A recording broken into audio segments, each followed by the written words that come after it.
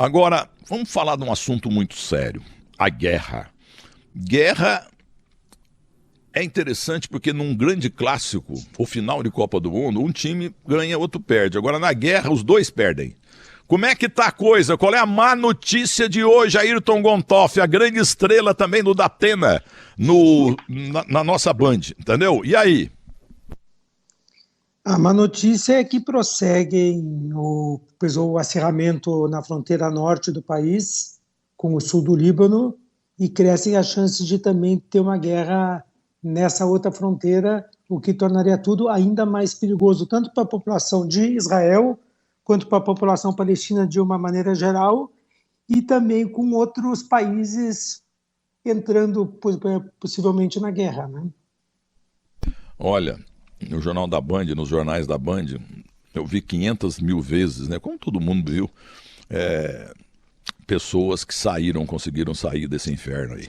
É emocionante o que eles falam. E eu pergunto, Ayrton Gontoff, meu amigo há tantos anos, lá do Mortadela Brasil, e como é que chama o teu site mesmo? Coroa Metade, né? Site Coroa Metade. Site e tal. Fez muito casamento, né? Você é um padre. Então é o seguinte, agora você tá no inferno aí. Agora por que você não volta pro Brasil, pro teu Rio Grande do Sul e pro teu Grêmio Futebol Porto-Alegrense? O que acontece? Você é apaixonado por Israel, mora em Haifa, um lugar maravilhoso que eu conheço muito bem. Eu fui aí 61 dias da minha vida em 3 Macabíadas. Entendeu? Por que você não volta? Você fixou aí mesmo e não quer saber, com guerra ou sem guerra, você não sai daí. Não, são muitos fatores. O primeiro, eu vim para cá após um Covid muito duro. Eu tive Covid e logo depois trombose, embolia pulmonar dupla e extensa, pneumonia. Daí, nessa hora que você está quase morrendo, né, você sempre pensa em coisas que você não fez. Pensa, nossa, a história vai acabar, eu queria ter passeado mais com a minha esposa de mãos dadas, eu queria ter feito o meu livro, ter ampliado meus horizontes culturais. E então, de dentro do hospital, fiz uma mensagem pelo WhatsApp e minha esposa disse, imagina que eu estou junto, que eu estou dormindo do teu lado, porque eu não posso te visitar. Pensa em mim, pensa nesses horizontes, em todos os planos, e quando tu saíres, a gente pega e sai. E aí foi isso que nós fizemos. Eu estou aqui, quero fazer um livro, estou aprendendo muito, e começou a guerra. Claro que se piorar muito, a gente mudará os nossos planos já, né? E também eu comecei a fazer vários trabalhos aqui. Eu estou falando para vários lugares da Band, também para uma outra rádio. Então, é um momento difícil, mas profissionalmente instigante também, por mais duro, triste e tenso que seja. Ele fala, como um bom gaúcho, ele fala na segunda pessoa. É realmente interessante. Usa os valores e costumes, né? São coisas regionais. Aqui também, de vez em quando, você bota também na segunda pessoa, mas normalmente não é. Mas, ô Gontoff, me diga uma coisa. A tua família lá no Rio Grande, acredito que em Porto Alegre, estão desesperados pra você voltar. Como é que faz? Eu tenho parentes em São Paulo, minha mãe, o meu irmão. Tenho parentes em Portugal, que é a minha irmã. Tenho no sul muito parente. O meu pai mora em Dom Pedrito, Milton, lá na fronteira quase. Onde nasceu Cláudio Coutinho, Cláudio Pêssego Coutinho, da Seleção Brasileira. Isso, Saldanha também é gaúcho. De Alegrete, eu sou cidadão de Alegrete. Então, né, todos estão tensos, mas acompanham tudo que eu tenho feito. Eu sempre passo alguma segurança, mostro que eu estou numa casa, num apartamento em Haifa que tem um quarto de segurança. Sabem que eu sou também uma pessoa cuidadosa, que embora eu esteja trabalhando, eu também estou fazendo mais a parte, entre aspas, de estúdio e de matérias em uma cidade onde ainda não estão caindo mísseis.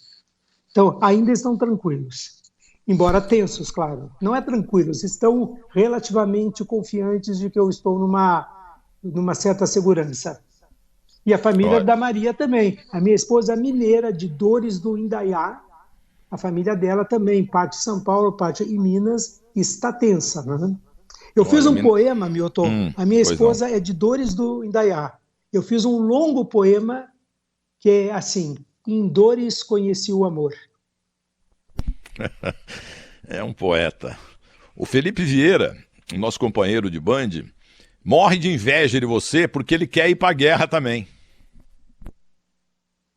Tenho certeza que ele deve acompanhar o meu trabalho e que você está exagerando nessa questão da inveja. Logo você que é uma pessoa que não tem inveja de ninguém e muito pelo contrário, você fica bravo com as pessoas que têm inveja e principalmente pessoas que não têm gratidão.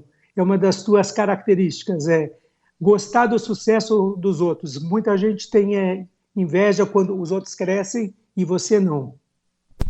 Isso é uma característica de quem é atormentado, entendeu? Sofre por não ter talento e é uma figura triste que sempre persegue, só vê a coisa mal e tal. Bom, o meu caro Ayrton Gontoff, exatamente em relação à família, pô. Mas você tá onde exatamente? Você tá em Haifa ainda? Você falou Haifa, cada um fala de um jeito, entendeu? Ou você tá em Rosh Nikra? Eu estou em Haifa. Haifa é uma cidade no norte do país. E dias atrás eu fiz uma matéria para a Band. Eu mostro, a olho nu, você consegue ver Rosh Nikra, que fica no Líbano, que fica na fronteira com o Líbano. É uma área linda que você já visitou. Está a 36 quilômetros daqui. E virando o celular um pouquinho para a direita, você vê as montanhas da Síria. Então, quando se fala que Haifa é mais seguro, também é próximo. Eu encontrei aqui algumas famílias que saíram de Naharia, que é uma praia também belíssima. Encontrei algumas pessoas que eram do kibbutz Rosh Anikra, que é ao lado dessa atração turística de Rosh Anikra. Todos vieram para Haifa dizendo que porque estavam muito próximos da fronteira, mas eles continuam próximos, porque estão agora a 40 quilômetros. E mesmo se fossem, por exemplo, para Tel Aviv, lá também está sob bombardeio. A população de Israel, além do drama de toda a população palestina que está sofrendo, especialmente em Gaza, existe um dado que pouca gente percebe. Israel está mais ou menos 70% da população do país está sob ataque de mísseis. Isso equivale a que 140 milhões de brasileiros estivessem dormindo à noite com o perigo de caírem mísseis, de foguetes. Então, é uma situação tensa, mesmo que exista aqui a proteção, o domo, etc. Mas, mesmo assim, é perigoso. Então, a população cobra. Aqui, pouca gente quer a guerra ou pela vingança. As pessoas, eu ontem disse lá no Datena que no Brasil as grandes preocupações hoje é saúde, habitação, economia e segurança. Aqui em Israel é sobrevivência. Então, as pessoas que concordam com a invasão terrestre não querem a guerra pela guerra, querem que seja garantida a sobrevivência do país. O que aconteceu dia 7 de outubro fez com que as pessoas mais extremistas passassem a ter, entre aspas, razão nas suas palavras, dizendo assim: Israel é o único país que não pode nunca perder uma guerra, porque se perder, o país acaba e todo mundo morre.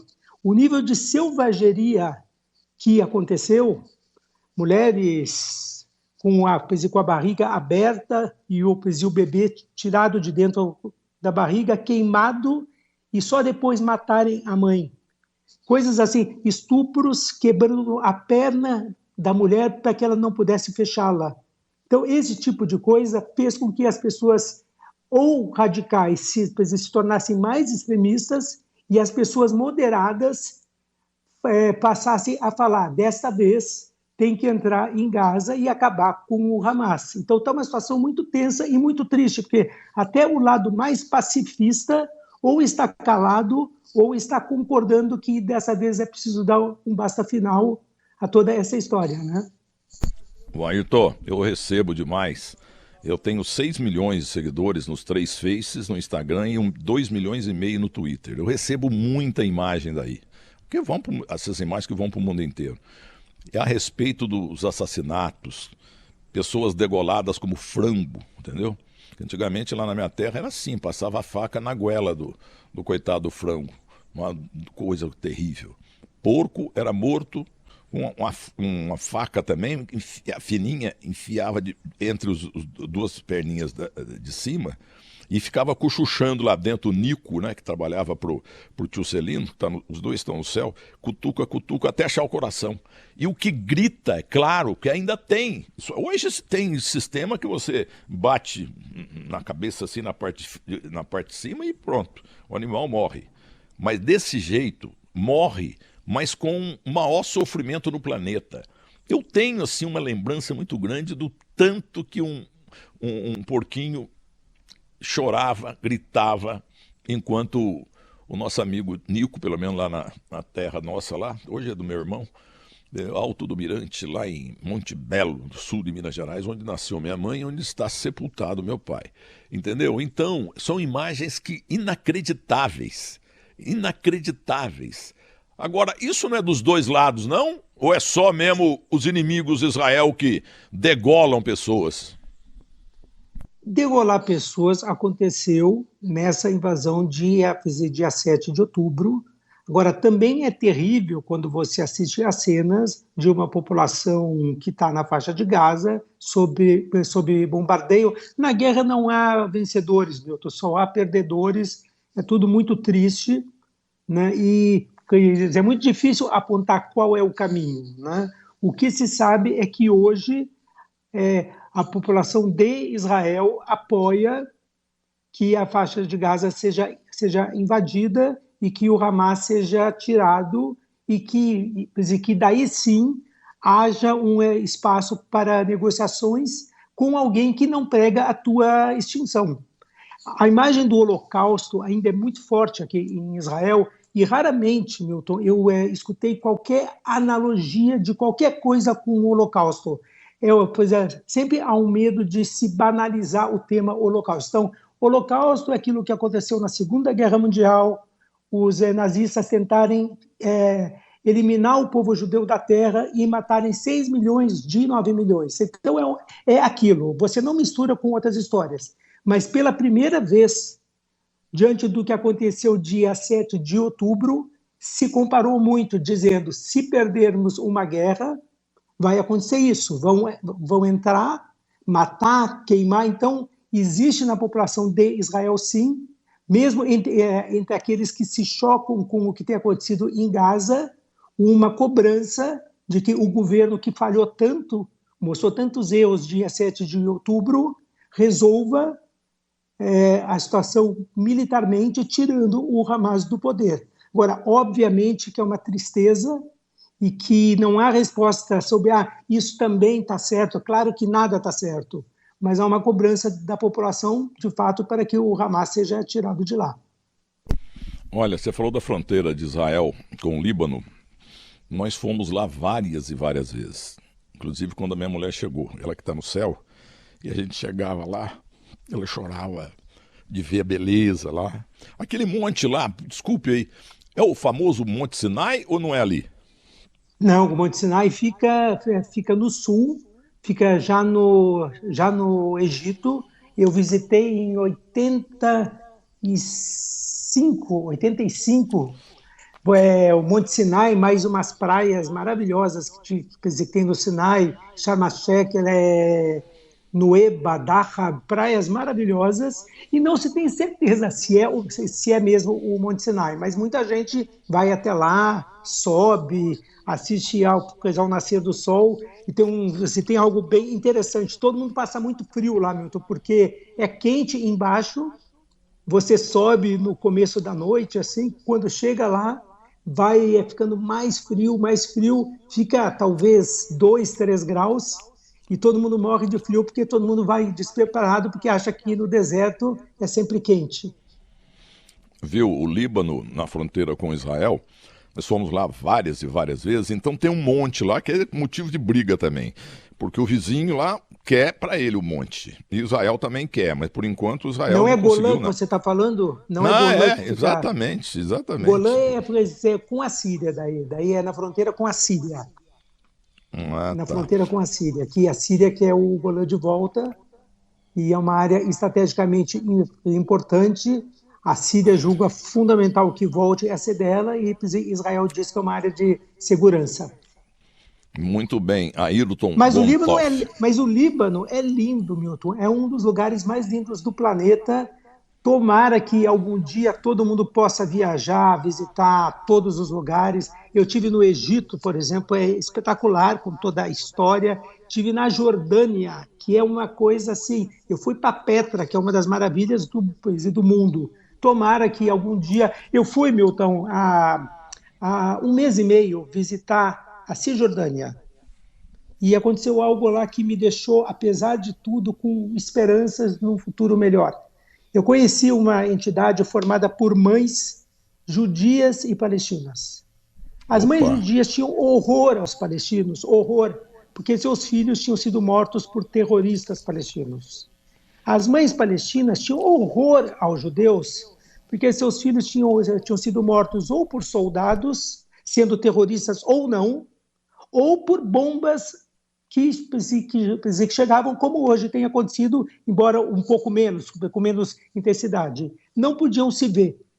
Mas em alguns fóruns internacionais, elas acabaram frequentando ao mesmo tempo, em lados opostos, antagônicos, mas aos poucos elas perceberam que tinham mais pontos em comum do que pontos divergentes. Ambas tinham perdido filhos, que é coisa que nada pode ser pior na vida. Tinham perdido filhos, tinham uma família dilacerada, sofriam quando tinha qualquer festa, festa tipo Rosh Hashanah, Ramadã, e quando elas perceberam isso, passaram a se ver um pouco melhor, a compartilhar suas dores, e hoje as mães judias e as mães palestinas trabalham juntos em várias entidades e acreditam que a paz seja possível e se adoram, se abraçam, fazem palestras juntas. Então, quando você vê isso, você pensa, existe algum espaço na vida, no coração e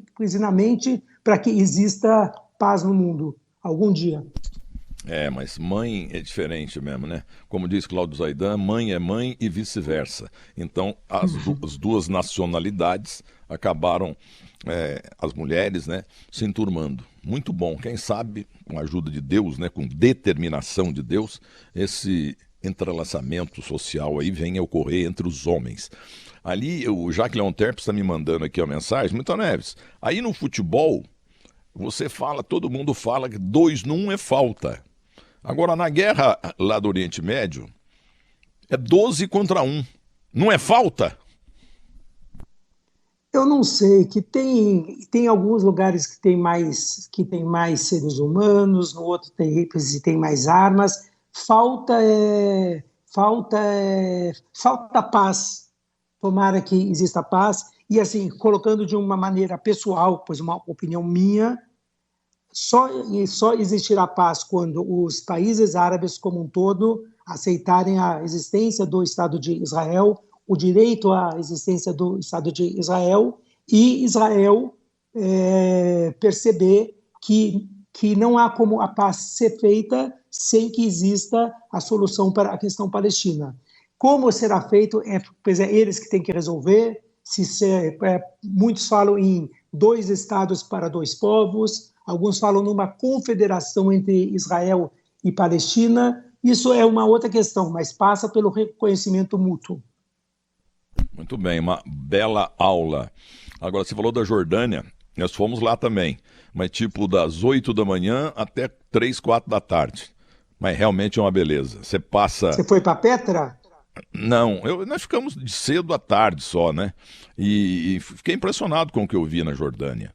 E você, para ir lá, para quem não sabe, você tem que atravessar o Mar Morto, desde que você vai nadando, né? O Dead Sea, o ponto mais baixo do planeta, que hoje, lá do outro lado, é a AP, é a Autoridade Palestina, não é mais de Israel. E na fronteira do Líbano com Israel, tem tanto arame farpado, mas tanto arame farpado separando os dois, que eu brincava com os marçantes, vou morar aqui, vou montar uma fábrica de arame farpado, porque assim eu fico milionário. Meu Deus, eu nunca vi tanto arame farpado na minha vida, viu, menino? Do outro lado, Milton, é a Jordânia. Do lado é Israel, do outro é Jordânia. E é lindo mesmo, e é lindo. Aquela região é maravilhosa. Sobre o arame farpado, existem nas fronteiras, existem cercas, também muros, e mesmo assim, por exemplo, neste caso de Gaza, o muro foi derrubado e houve essa invasão que deu ainda mais voz para os extremistas de ambos os lados. Olha, o Deus está em tudo quanto é lugar do mundo, né? Agora, lá em Israel, nós temos realmente uma coisa que eu te perguntei aí, mas não vai ter acordo nunca, viu? Não vai ter. E qual é o episódio de hoje, hein? O que temos de péssima notícia em matéria de greve, de briga, né? De briga. Tem o acirramento das tensões, tem a notícia de que a invasão terrestre é iminente. Temos de boa notícia que hoje o segundo comboio foi liberado, entraram mais 17 caminhões levando água, comida e medicamentos. E temos uma notícia também que precisa ser checada, claro, porque na guerra existe... A primeira coisa que morre na guerra é a verdade. Mas tem uma informação do Exército de Israel de que 550 mísseis disparados a partir de Gaza pelos palestinos caíram na própria faixa de Gaza. Se essa informação for verdadeira, é mais um dos absurdos da guerra, né? Seria absurdo também se caísse sobre Israel. Mas segundo Israel, partiram da Palestina, do Hamas, ou da Riad Islâmica, e caiu sobre a própria população do país. Ô Ayrton, tem uma outra polêmica também, nada de guerra, mas o ponto mais baixo do planeta seria o Mar Morto, o Dead Sea. E agora já estão dizendo que não, que está em terceiro lugar. Os caras brigam até por história, brincadeira? Eu não sei, eu vou pesquisar, é bom que tu me deste mais uma pauta para pesquisar, né? E, quer dizer, uma informação interessante. Vou atrás disso. Olha, eu não sei onde você está aí, mas eu gostaria que daqui um dia, uma semana, um mês, 2 meses, você me mandasse uma foto, ou umas 10 fotos, lá do Hotel Diplomate. Uma beleza. Eu sei, onde você foi com a sua esposa, né? Isso. E aí, ali tinha uma estátua de 3, né? O Bill Clinton, Anwar al-Sadat, e eu esqueci o judeu, entendeu? Uma figura muito importante também. Samir. O Rabin. Ah, Rabin, exatamente isso. Rabin que foi depois morto por um radical judeu. Então eu queria que você tirasse uma foto lá para mim, porque aquilo foi um armistício, eles entraram no acordo, o mundo inteiro aplaudindo, que acabou a guerra, mas não acaba nunca, né? Milton, você sabe que em 1985 eu estava em Israel como voluntário em um kibbutz, daí começou a Maccabiada que você tão bem conhece. Eu fui lá na arquibancada, um jovem recém-formado, eu vi 2 figuras lá. O Lula, um líder sindical, que tinha tudo para ser um grande político, etc., e vi o Milton Neves. Daí eu falei para as pessoas, olha o Milton Neves, porque você era naquela época mais famoso do que o Lula. Ah, não. E coincidentemente, né, pela segurança, que é uma coisa obsessiva nesse cantão do mundo aí, mas tinha o tribuna especial lá, sabe, os grandes líderes judaicos e tal. E do lado também uma tribuna, mas mais pobre. E você tinha o número da cadeira, entendeu? Da poltroninha, de plástico. Foi na abertura de uma Maccabiada no estádio Ramat Gan, em que entraram... Sim, eu estava lá. E em quem eles entraram em campo para acender a pira olímpica, quem? Mark Spitz, atleta judeu, um dos maiores nadadores da história pelos Estados Unidos, e incrível, e um soldado sem os 2 braços que ele tinha perdido nessas guerras intermináveis. Você lembra disso? Lembro.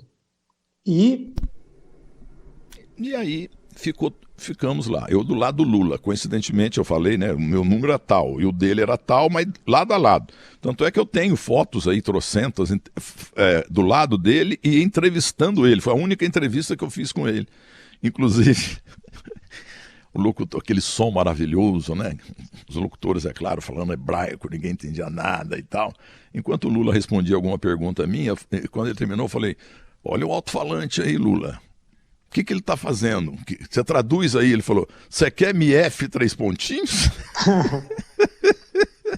Que história maravilhosa. Essa foi demais. Eu tenho fotos aí para todo lado aí, eu lá no estádio Ramat Gan, entendeu? Um negócio lindo, lindo. E foram acender a pira olímpica. E foram acender a pira olímpica, né? O Mark Spitz e o soldado sem braço. O rapaz, coincidentemente, só observou. Mas o Mark Spitz, ele acabou acendendo a pira olímpica. Foi lindo aquilo, som maravilhoso. Eu fui em 3 aberturas de Maccabiada. Milton, eu sei que você ama Israel, mas a sua esposa era ainda mais apaixonada, né? Pelos árabes e pela Jordânia, não, Líbano, porque a família Chame, do senhor Nazir Chame, eles saíram dessa região aí do mundo e foram lá para Mococa apanhar café. Para nós lá é panhar, não é apanhar não, panhar café. Mas a coisa não estava dando. Aí falaram que Muzambinho, uma cidade chamada Muzambinho, lá tinha fábrica de cerveja Cerávolo, fábrica de sapato, fábrica de doce de leite e tinha uma outra fábrica. Todas fecharam. Então eles chegaram lá e não tinham que trabalhar, entendeu? Aí arma-se um botequinho, ele foi indo, teve 8 filhos. Inclusive meu sogro, né, Hélio Magnoni, o Bibi que está no céu. Mas olha, não dá. É claro que ainda mais nessa época tenebrosa, mas eu falo uma coisa aqui que a gente não vai durar muito, né? Ninguém como diz Cláudio Zaidan, todo mundo nasce, vive e depois morre. Mas olha, não morra depois que acontecer, depois do armistício aí, se Deus quiser, vamos ter, entendeu? Aí você não pode morrer sem conhecer Israel. E os árabes do lado também. É uma região completamente diferente para quem é argentino, brasileiro, nova-iorquino, de qualquer canto do planeta. É um negócio diferente, um negócio maravilhoso. Armistício, entendeu? Precisamos ter isso aí. Apesar que, terminando a guerra, de repente, num milagre aí, os 11 lados da árabe, ou 10 lados, abraçando que é Israel. Só que dali 6 meses, 1 ano, 2 anos, o pau quebra de novo. Isso não vai ter fim, né?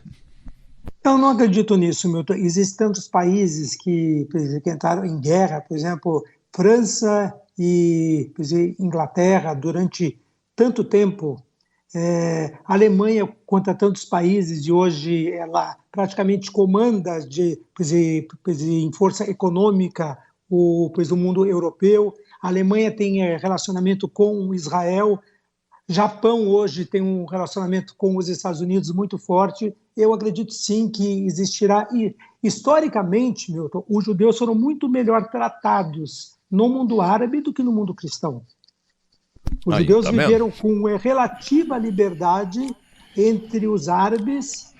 Então, isso que é imutável, não pode acontecer. A gente sabe, por exemplo, que o ataque do Hamas aconteceu no momento em que Israel estava se aproximando muito da Arábia Saudita e já tinha paz com o Egito, Jordânia, Emirados Árabes, Bahrein, Marrocos e Sudão, que não é árabe, mas é muçulmano. Também com a Turquia, que não é árabe, mas tem uma grande população muçulmana. Então, o Hamas, junto com a influência iraniana, que disputa com a Arábia Saudita a hegemonia do mundo muçulmano, ele fez este ataque muito também para dinamitar o processo de paz de Israel com esses países árabes. Então, é possível, sim, que haja paz. O próprio Irã, durante muito tempo, teve um relacionamento ótimo com Israel antes do Khomeini. Então, acredito, sim, que haja paz, assim como aconteceu entre vários países, a Alemanha, entre Espanha e Portugal, entre tantos países, Inglaterra e França, etc. Então, para terminar, eu quero falar de um árabe, o nosso Cláudio Scaf Zaidan, dos melhores pessoas. Eu acompanhava todas as madrugadas durante tanto tempo, a pessoa que mais me ensinou nas madrugadas, comandando o programa. O programa da madrugada. Abraço, Manuel. O Manuel, o grande Manuel, é o esteio da família Zaidan, entendeu? Mas era Bandeirantes a Caminho do Sol. Foi bolado pelo Hélio Ribeiro, o José Magnoli, que está no céu. Isso. E esse programa aí marcou época demais. Olha o nome, rapaz. Um programa que começava, quando não tinha futebol, meia-noite, até às 6 da manhã. Aí entrava o jornalismo sempre forte da Bandeirantes. Mas olha, Bandeirantes a Caminho do Sol. Sensacional. E ele falava de tudo, Milton, de cultura, de história, de religião, de turismo, de política, sabe tudo de tudo. E só ele tem um defeito muito grave. Ele não tem passaporte, não tira, não viaja, não aceita convite de ninguém, porque a vida dele é a família dele de Uberaba, entendeu? O Manuel, o paixão da vida dele. E eu brinco muito com ele. Você vai lá para Nova York um pouco, tem cada museu lá que você sabe tudo na teoria, você vai ver na prática mesmo ali, né? Entendeu? Há uma cena, Milton, muito emocionante. Há uma cena, quem sabe você tenha. Uma vez o Muricy estava dando uma entrevista. Lá de Porto Alegre, técnico do Internacional para Cláudio Zaidan. E não, que ele estava dando uma entrevista para outra pessoa, acho. De repente, o Zaidan falou. O Muricy, famoso, campeão, se emocionou, disse: "Você é o Zaidan? Nossa, há tanto tempo eu te escuto de noite." Eu fiquei emocionado, sem conhecer pessoalmente o Cláudio Zaidan, com o respeito, com a admiração que o Muricy, com tantos títulos, com um grande salário, com tanto reconhecimento, o jeito que ele se referiu ao Cláudio Zaidan foi emocionante. Então, e o Zaidan é muito simples, o sujeito mais inteligente que eu conheci na minha vida, com o microfone na mão. Então eu falo: Zaidan, você precisa ver os museus lá de Nova York, tudo que você sabe na teoria tem lá. Aliás, eu me apaixonei pela biga, 2 bigas ali expostas também, né? Como tanto filme que a gente assistiu no passado, né, de corrida de biga, entendeu? E aí ele falou assim: não vou. Mas ele tem que ir. Ele não tem nem passaporte para não viajar mesmo, entendeu? Esse gênio chamado Cláudio Scaf Zaidan. E falei: você tem que ir em Israel, rapaz. Vai lá para a Terra Santa, o mundo árabe, que é o teu mundo. Ele é árabe. Vai lá ver como é que... Antes dessa guerra, né? Porque agora não dá, entendeu? Então eu falei para ele: mas não tem jeito, viu? Para tirar esse homem do Brasil, é mais fácil começar a cair gelo, neve, durante o ano inteiro, todos os meses. Zaidan. Cara maravilhoso. E essa entrevista do Muricy Ramalho, ele fala muito, Zaidan. Fala que foi a melhor entrevista que ele fez no Bandeirantes a Caminho do Sol. Eu não mando nada, mas eu sugeriria a nossa direção que voltasse com esse programa, viu? Porque é umas 3, 4 horas, quando tem futebol, realmente atrasa. Mas esse programa, o nome é brilhante, né? Bandeirantes a Caminho do Sol. Foi José Magnoli que bolou, cujo nome artístico era Hélio Ribeiro. Então, um grande abraço para você. Não vou falar Shabbat Shalom, que vão pensar que eu estou tomando parte, entendeu? Pô, minha mulher era árabe, pô. E me pega no pé aqui: você não sei o quê, você está a favor de Israel demais. Olha, o que adianta eu ser do lado deste ou daquele? Não adianta porcaria nenhuma.